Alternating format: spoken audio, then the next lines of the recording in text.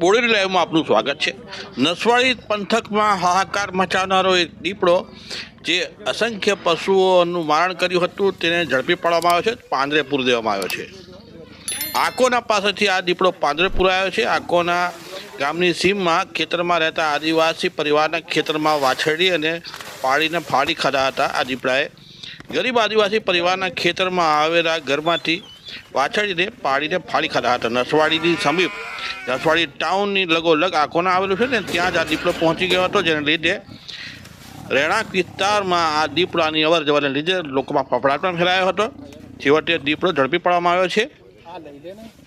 આકોના ગામ આજુબાજુના લોકોને દીપડાની દહેશત ફેલાઈ હતી। તસવીરમાં આપણે દ્રશ્યમાં જોઈ શકીએ છીએ।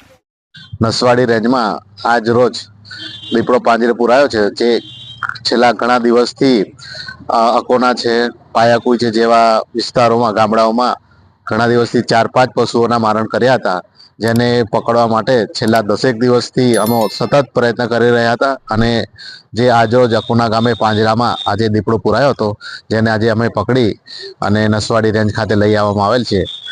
અને હવે એને મહેરબાન નાયબ સંરક્ષકની સૂચના મુજબ એને સાંજે રાત્રે રિલીઝ કરવામાં આવશે। એને જ્યાં ખોરાક પાણી મળી રહે એવી જગ્યાએ એને રિલીઝ કરવામાં આવશે। RFO નસવાડી, RJ વણકર।